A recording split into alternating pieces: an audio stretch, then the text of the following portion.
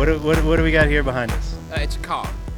Oh. It's a car show, and so we decided to bring a car with us because it just felt apropos to have a car at a car show, you know? This guy's got it all figured out. Yeah. Has a steering wheel so you can steer it, an engine, it takes fuel, it does run so we can drive it. So I think it qualifies as an automobile. Tell me it's got blinkers. I did check the blinker fluid before I left, and I made sure the blinker fluid That's full, right? Yeah, okay. blinker fluid. So they work. Everybody there. Everything works. All right. For real though, I saw a flux capacitor in that. Yep. Okay. There's a real story behind that. Yeah, there's got to be because this Okay. that's like a sequel kind of thing where Ghostbusters and Back to the Future. It's kind of like a crossover. Yeah, it's not there we really go. a sequel. There we go. Well, Ghostbusters and Back to the Future exist in the same timeline, in the same country, in the same state, sunny California, right? He's got me sold so far. Well, but in reality, because we think that Ghostbusters was filmed in New York, but it was actually filmed in California. Really? Only the exterior of the firehouse is the only time they're in New York, and the outside, the public library and stuff. But the internal set and everything else is all in California. So I figured that if Egon maybe had gone to MIT or Caltech, he might have known Doc Brown. And he's a goofball. Where is he getting plutonium from? Is he going to go Walmart or Kmart or whatever we had back then? No. So he knows Doc Brown. And so therefore you have to honor that with the flux capacitor.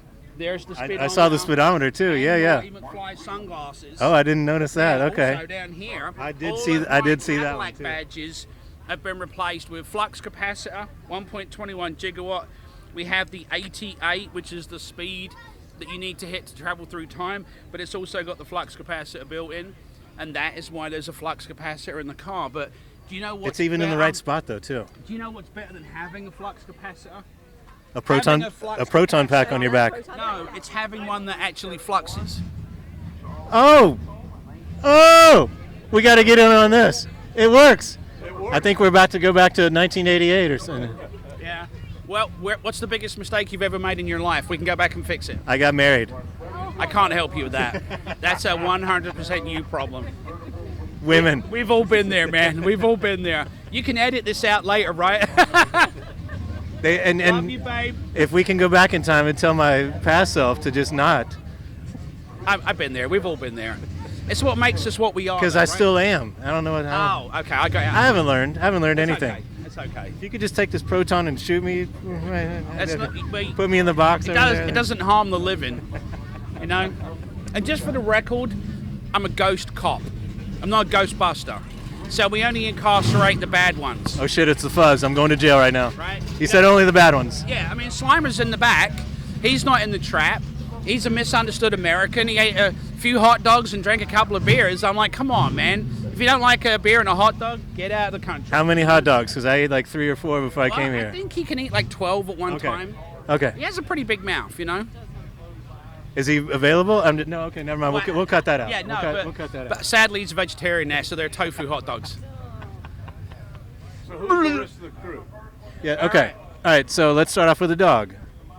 This is Detective Asshole? This is Detective Asshole. This is Jelly Bean. Detective Jelly Bean. He's a terror dog in the making. Yes. This is not a ghost dog. It's a real thing. Okay. And you're here? I'm Cher Lamb, the team captain of the Southern Belle Ghostbusters, our Ghostbusters team that's here with Barry's car this weekend at the car show. I'm going to call you Spengler. Yep. And you, sir? I'm Chip. Very good. That's okay. And Logistics and heavy lifting. there we go. All right. And you? My name is Amanda, and I'm with the Southern Belle Ghostbusters, and I'm on dog duty. It was good timing on the record. Yeah. Yeah. I'm going to call you Urso. Urso. And there we go. Yep. Yeah. And And then Bean. look at this sweet little asshole. Right? Okay. So how long did it take to turn it into what we see behind us here? 10 years of my life that I'll never get back. How many wives? Oh, none. I was already divorced at that point, yeah. This wasn't the cause of it. I think my best story is after getting this into some semblance, I'd taken a friend out, we went to get ice cream, and a very small Latino girl that couldn't reach grabbed hold of the door and pulled herself up and it's the first time I'd ever heard Casa Fantasmas, meaning Ghostbusters in Spanish, right? I didn't know what that was, but then I've learned to understand that. Well, then her mum came and looked in the passenger window and said, why? And I said, honestly, because I didn't have a good answer, it just seemed like a better idea than a convertible Porsche and a 20-something blonde.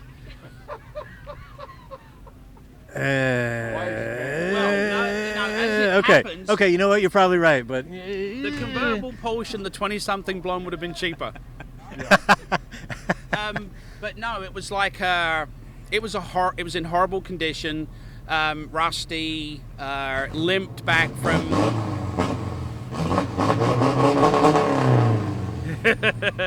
Limped it across 5 states. It went straight into the shop, and the guidelines were it's got to start, it's got to stop. I think that's a jet ski over there doing that. I don't know what's going on. Yeah, it's got to start and it's got to stop. I wanted to drive it. I never wanted to trailer it. I figured it would be like, not rude, but the prop guys that built it, the movie, they drove it around. So I wanted to drive it. I wanted to embody what they did. And I think there have been some times I just have these great memories of the first time it was mostly like this several years ago, having a minivan pass me with an elderly couple, probably grandma and grandpa, and they're oblivious. And as the car is moving past me 2 or 3 miles an hour faster than me is the little girl plastered to the back window with her mouth open like she's seen Santa Claus, right? And like that was that goosebump moment when you're like, this is something special.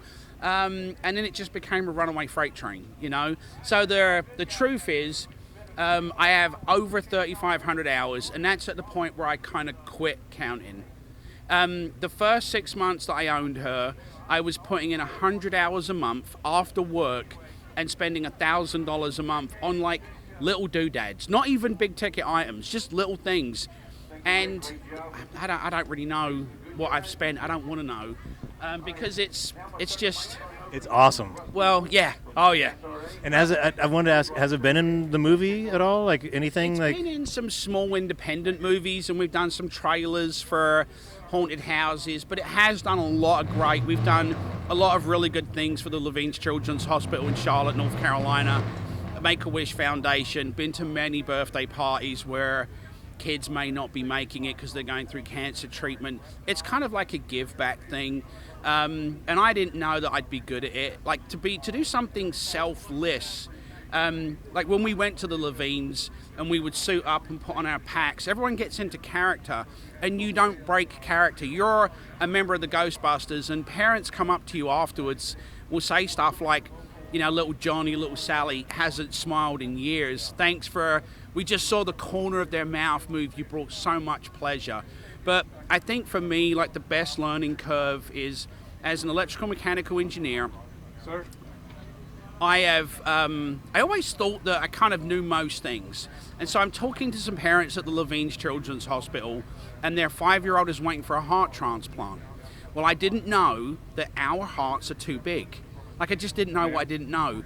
And another 5-year-old has to pass away to provide the donor heart for their kid. So as a parent myself of 2 children, 5 grandkids, how do you weigh that dilemma? Do you want somebody else's child to die so yours can live?